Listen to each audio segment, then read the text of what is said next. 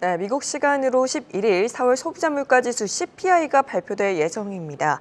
지금 최근 들어서 워낙 주가가 떨어지고 있는 만큼 4월 CPI 상승률이 예상보다 낮게 나올 경우 증시를 덮친 스태그플레이션 우려가 조금 완화되지 않을까 이런 생각이 드는데요. 그래서 오늘은 4월 CPI 상승률을 미리 예상해보는 시간 마련해봤습니다. 한국경제신문 한상춘 논설위원 나오셨어요. 어서 오세요. 네, 안녕하십니까? 네, 지금 증시 투자자분들뿐만 아니라 전 세계인의 이목이 4월 CPI에 집중이 되고 있는 상황인 것 같습니다. 좀 어떻게 예상이 되고 있을까요? 네, 일단은 최근에 미국의 빅테크 업종들이 워낙 큰 폭으로 떨어졌기 때문에 오늘 3대 지수가 혼조세를 보이긴 했지만 나스닥 지수가 오른 거는 참으로 다행스럽다 하는 이런 말씀을 드리겠는데요. 워낙 증시 상황이 인플레 때문에 어렵기 때문에 그렇다 이렇게 보시면 되겠습니다. 그래서 오늘 미국 시간으로 4월 소비자 물가가 이제 발표되죠. 전 세계 이목이 이제 집중돼 있는데요. 지금 인플레의 성격을 한번 보면 시청자분들 꽤 놀라실 겁니다. 3월 달이 8.5%였거든요. 근데 이게 1년 전 2월 달 1.7%였습니다. 물가가 이렇게 빨리 뛰는 거는 아마 근래 보기 드문 일이자 이렇게 보시면 되겠습니다. 그래서 수준 자체 8.5%는 지금 미국의 인플레 타겟팅 선이 2%의 4배 정도 되니까 이 수준은 굉장히 하이퍼다. 굉장히 높은 수준이다. 그리고 작년에 2월에 1.7%였습니다. 이것이 2개월마다 1%포인트씩 뜨면서 지금 8.5% 되는데요. 이건 말이 뛰는 식으로 헐떡헐떡 뛰는 식으로 해서 인플레가 아주 급격히 올라가는 갤러핑 성격이다. 그래서 이 두 가지 성격을 갖고 있다 이렇게 보시면 되겠습니다. 그러다 보니까 자연스럽게 증시라든가 경기적 측면에서는 인플레가 최대 이슈가 되는 거죠. 이제 오늘 4월 소비자 물가 상승률이 발표됩니다.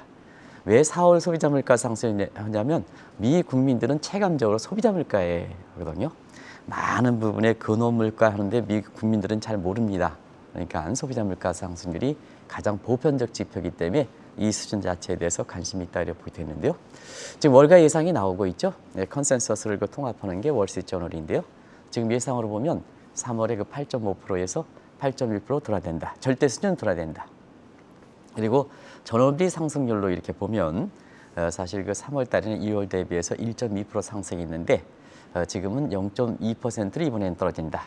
그러면 절대 수준도 떨어지고 상승률도 떨어지니까 사실 인플레의 피크 안론이 재개되는 게 아니냐 하는 쪽에서 월가에 관심이 있다 이렇게 됐습니다. 그래서 오늘 아마 나중에 이제 말씀드리겠습니다는 사실 빅테크 업종이 이렇게 올라가는 데 있어서는 이 인플레 피크아웃에 대해서 기대하는 시각이 반영됐지만 우리가 인플레 피크아웃은 시청자 여러분 언제부터 나왔습니까? 올해 1월부터 나왔는데 피크아웃이 자꾸 월가 예상치, 월스트리트저널의 예상치보다 뛰어넘었거든요.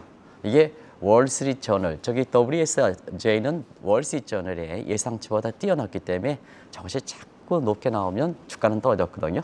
그래서 이게 반복되기 때문에 월스트리트저널의 저주도 우려하는 시각도 있다 이렇게 보겠습니다.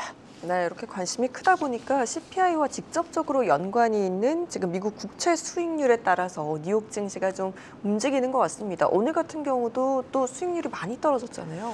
네, 사실 아까 누가 뉴욕 증시를 진단할 때 미국의 바이든의 중국의 관세 철폐 문제 아직 확정된 건 아닙니다는 그걸 얘기하는데요.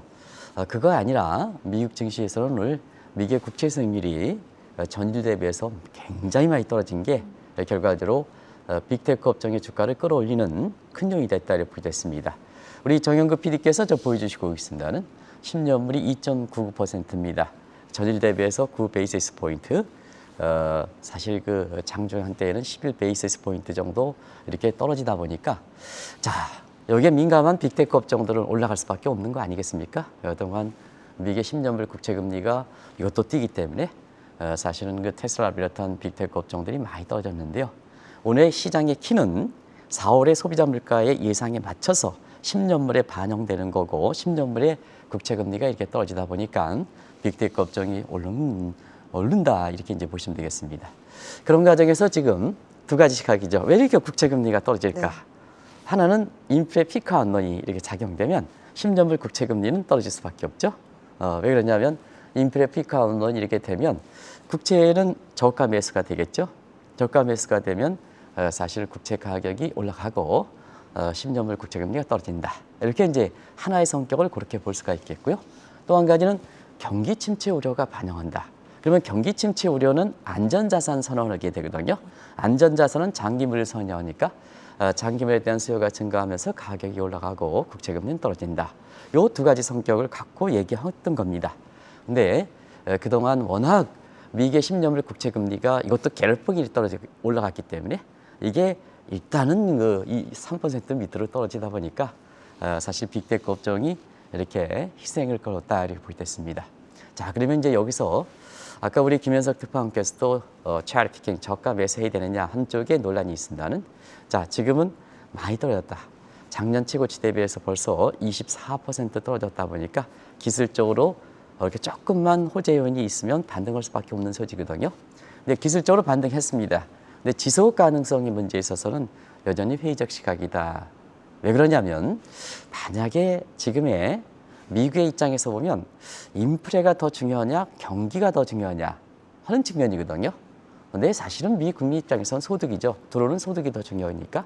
자, 두 가지 시각에서 인플레 피크아웃론에서 국채금리가 떨어졌다면 사실 빅테크 업종이 상승하지만 만약에 저것이 실물 경제가 침체돼서 안전자산 선언 과정에서 국채금리가 떨어졌다면 더 큰 문제가 된다는 얘기거든요.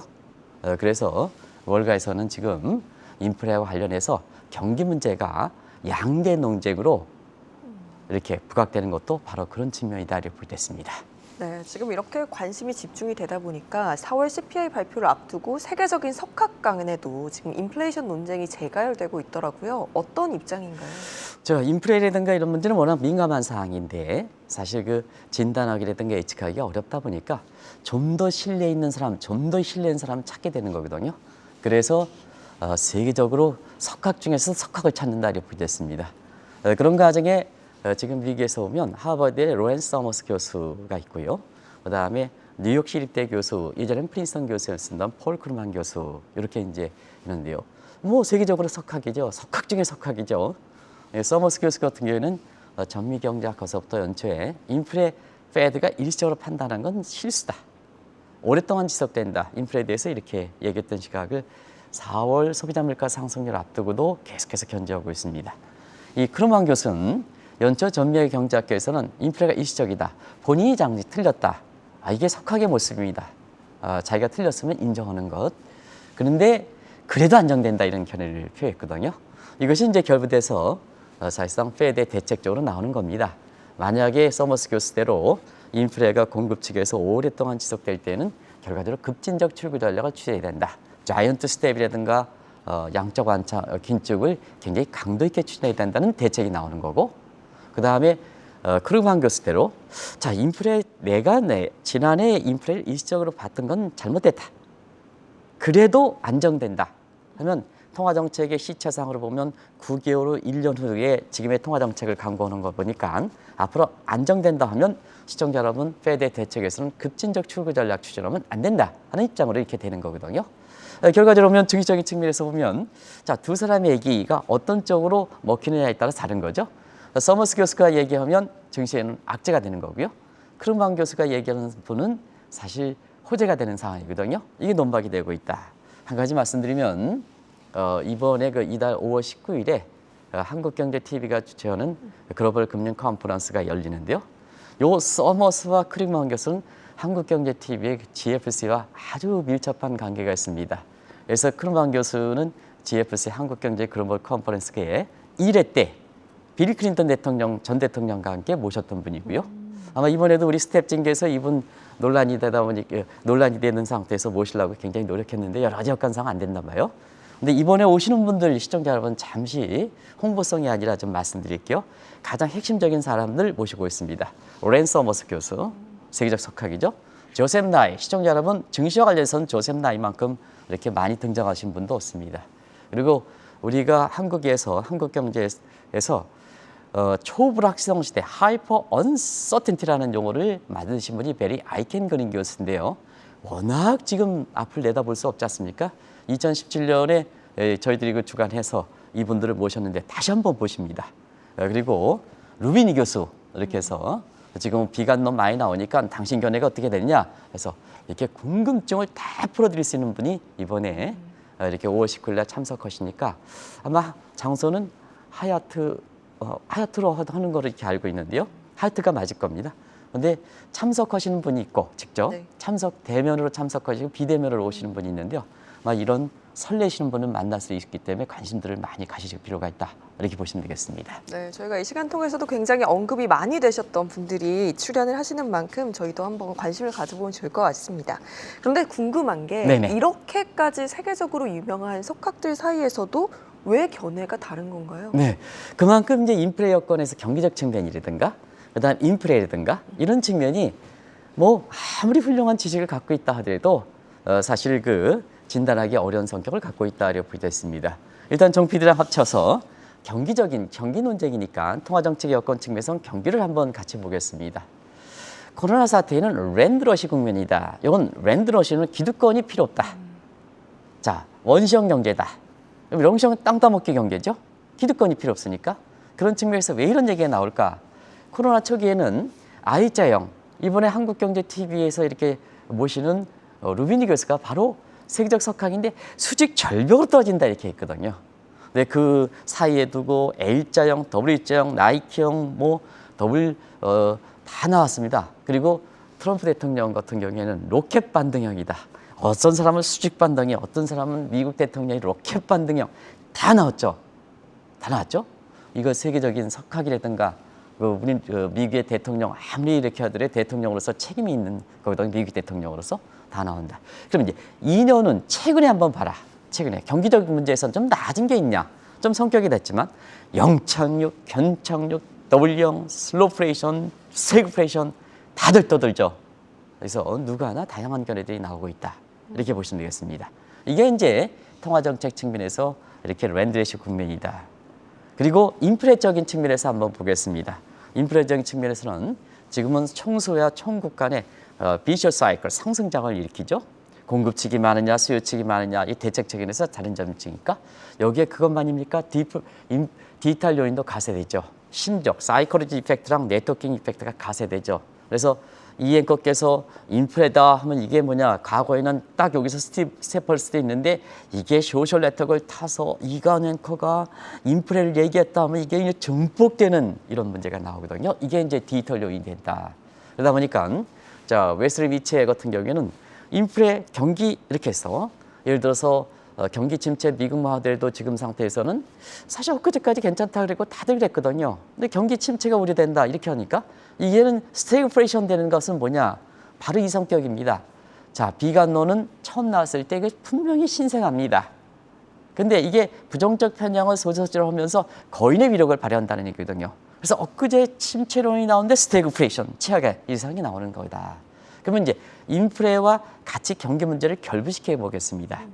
자, 이게 어렵다는 얘기입니다. 작년에 4분기 미국 경제 성장률 6.9% 나왔습니다.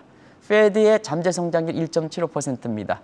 오큰 법칙상 빼면 4%포인트의 인프레 갭이 발생했던 거거든요. 이번을 한번 보겠어요. 1, 4분기 마이너스 1.4%죠? 그러면 자, 미국의 잠재 성장률 1.7%에 마이너스 들어가니까 2% 이상 디프레 갭이 발생한다는 얘기죠. 마이너스 2% 이상의 디프레 갭이 발생하는 거죠. 물론 한 분기 가지고 파악하기 어렵습니다. 그만큼 이게 통화정책 여건 측면에서 경기적 측면이라든가 인프레 여건 측면에서 복합적 요인이라든가 이런 거다 보니까 이렇게 그 한 분기마다 지난 4분기에는 인프레 갭, 이번에는 디프레 갭 이렇게 해서 나온다. 이러다 보니까 세계적 석학도 사실 진단하기 어렵고 논쟁이 되는 거다 이렇게 보겠습니다.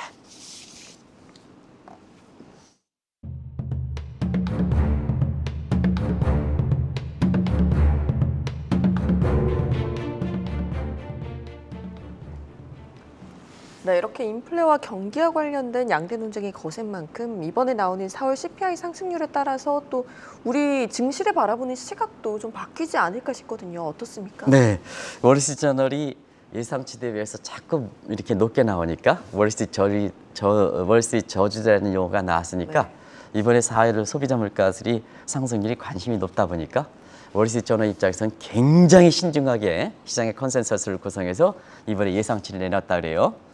또 반복하면 아마 월스트리트 자체의 신뢰 문제가 되니까 그런 상태에서 지금 예상이 8.1% 나오고 있습니다. 전월에 8.5%에 비해서 틀림없이 낮아질 거로 이렇게 보는데요. 사실 8.1%를 만약에 상회하게 날 경우, 그러면 월스트리트저널의 저주가 다시 한번 나오면서 미국 경제에 그동안 우려했던 스태그플레이션 우려가 확산된다 이렇게 볼 수 있습니다. 근데 이제 8.1%보다 하얗게 나왔을 때는 사실 경기 문제가 지금 녹록지 않기 때문에 슬로우플레이션으로 완화된다 이렇게 볼 수 있습니다.